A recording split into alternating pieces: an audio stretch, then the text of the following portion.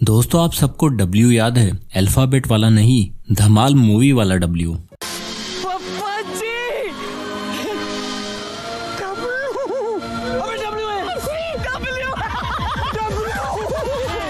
और आप सभी जानते हैं इस बड़े से डब्ल्यू के नीचे क्या था? अगर नहीं जानते तो मैं बता दूं, इस डब्ल्यू के नीचे था 10 करोड़ रुपए।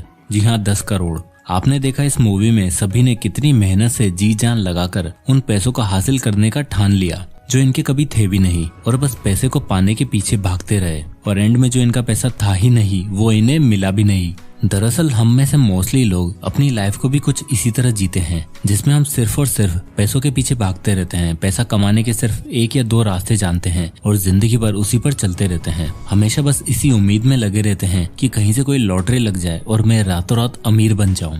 और ये दिक्कत सिर्फ यंग और मिडिल एज्ड लोगों की नहीं है, बल्कि आजकल के छोटे छोटे बच्चों की भी यही सोच है। सबको इजी मनी चाहिए, बिना नॉलेज के, बिना मेहनत के पैसा बस आता रहे। तभी तो इस मूवी में जब इस बच्चे से पूछा गया कि तुझे क्या चाहिए, अरे फिर कितने चाहिए?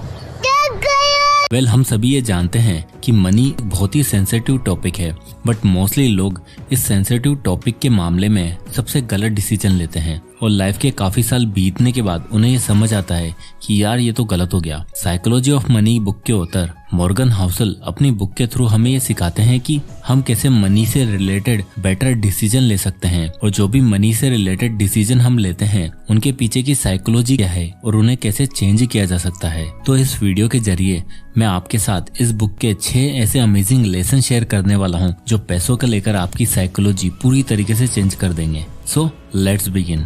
Lesson number 1, wealth is hidden. इस पॉइंट को समझने के लिए ऑथर मॉर्गन हाउसल अपने 2 पड़ोसियों की स्टोरी बताते हैं जो सेम होटल में ही डिनर वगैरह करने जाते थे। उनमें से एक नेबर हमेशा अपनी रेड कलर की चमचमाती लग्जरी कार में आता था और वेले पार्किंग वालों को डेली टिप देता था। उसको देखकर लगता था कि यार ये होती है असली अमीरी।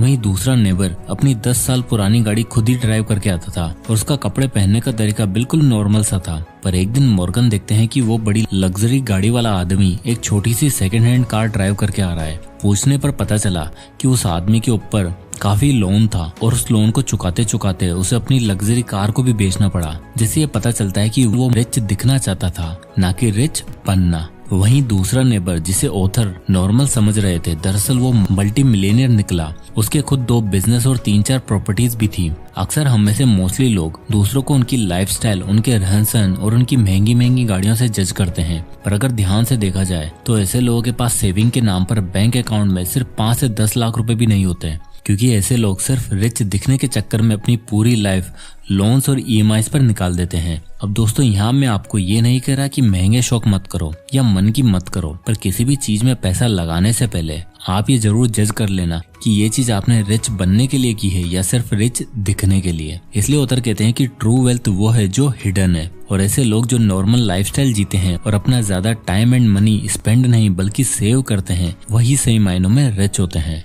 Lesson number 2, money buys you freedom. तो दोस्तों न जाने कितनी बॉलीवुड और हॉलीवुड मूवीज में लोगों को ये कहते सुना होगा, पैसों से खुशियां नहीं खरीदी जा सकती। पर क्या आप सबके हिसाब से ये डायलॉग सही है क्या? जी नहीं दोस्तों, मनी इकलौती ऐसी चीज है जिससे सिर्फ खुशियां ही नहीं बल्कि फ्रीडम भी अर्न की जा सकती है। अपनी सैलरी से ज्यादा, अपनी जॉब से भी ज्यादा एक इंसान तब खुश होता है जब वो खुद का काम खुद के टाइम पर खुद के लोगों के साथ कर पाए, और यही चीज सबसे ज्यादा मेंटल सेटिस्फेक्शन देती है। और इस टॉपिक से रिलेटेड ऑथर अपनी बुक में बिल नाम के फाइनेंशियल एडवाइजर की स्टोरी बताते हैं। काफी सालों तक काम करने के बाद बिल फाइनेंशियल एडवाइजर की पोस्ट से रिटायर हो चुके थे। उन्होंने अपनी इतनी वेल्थ जोड़ ली थी जिससे बिना काम किए वो आराम से जी पाते हैं, और अपनी आर्ट और ट्रैवलिंग से रिलेटेड जो हॉबीज थी उसको भी बिना किसी टेंशन के परस्यू कर सकते थे। पर सडनली एक दिन बिल को उनके पुराने क्लाइंट का कॉल आता है जो स्टॉक मार्केट में अपना बहुत सारा पैसा गवा बैठे थे, और अब उसे कुछ समझ ही नहीं आ रहा था कि आगे क्या किया जाए। रिटायर होने के बावजूद बिल ने उस क्लाइंट की प्रॉब्लम को एड्रेस किया। कई दिनों कई घंटों तक उन्होंने अपने उस क्लाइंट के लिए रिसर्च करी और उसे सभी लॉसेस से रिकवर करवाया। अब बिल ऐसा इसलिए कर पाए क्योंकि वो फाइनेंशियली फ्री हो चुके थे,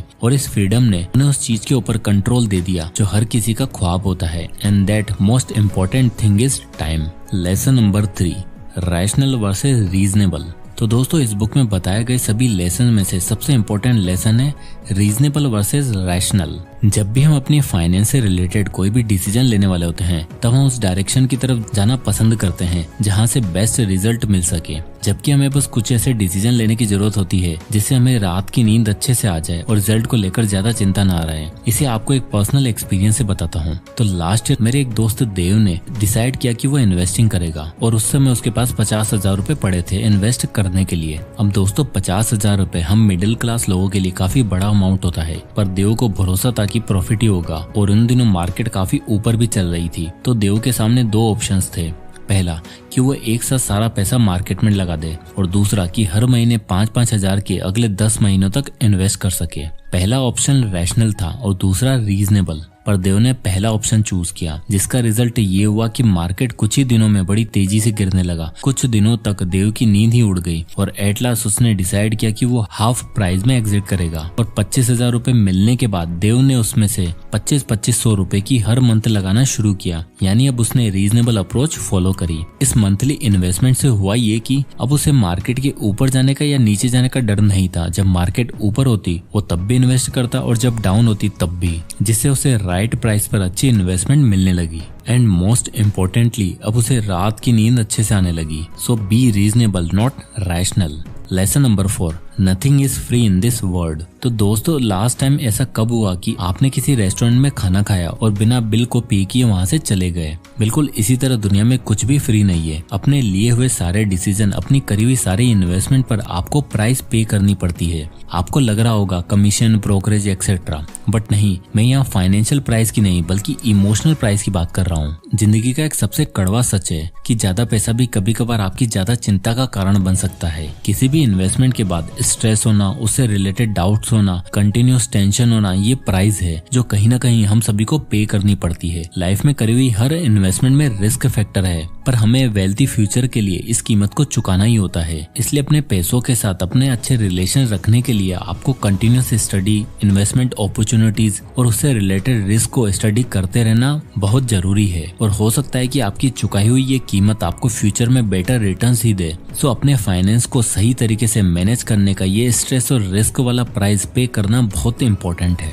lesson number 5, never enough. The psychology of money book में एक सबसे मेन आइडिया जो ऑथर मॉर्गन हाउसल हमें बताते हैं कि आप कितनी भी दौलत शोहरत कमा लो, कितने भी अमीर बन जाओ, आपको हमेशा यही लगेगा, दिस इज नॉट इनफ। ज्यादा वेल्थ के साथ हमारे अंदर सेंस ऑफ एनवी भी आ जाता है कि बस काश इससे आगे निकल जाऊं, और एक से आगे निकलने के बाद दूसरा, दूसरे के बाद तीसरा, और ऐसा चलता रहता है। और ये नेवर इनफ वाली गेम आपको कभी भी सेटल ही नहीं होने देती। दोस्तों अमेरिका में अगर आपको टॉप 1% की कैटेगरी में आना है तो आपको एटलीस्ट $8 लाख की पर ईयर इनकम चाहिए होगी। तो मान लेते हैं यह है मिस्टर जॉर्ज, जिनकी इनकम है $8 लाख, जो टॉप 1% की लिस्ट में आते हैं और खूब ट्रेवल करते हैं। और एक टूर के दौरान वो मिलते हैं मिस्टर जॉन से, जो एक कंपनी के सीईओ हैं, और वो $25 मिलियन हर साल अर्न करते हैं। अब आपको लगेगा कि जॉन की लाइफ तो बड़ी सेट है, वो सबसे अमीर है, पर जॉन एक बहुत ही फेमस डायरेक्टर मिस्टर मिलर के दोस्त हैं, जिनकी वेल्थ $10 बिलियन है, और इनकी वेल्थ के आगे जॉन की वेल्थ कुछ भी नहीं। और थोड़ा और आगे बढ़े तो जेफ बेजोस की वेल्थ $175 बिलियन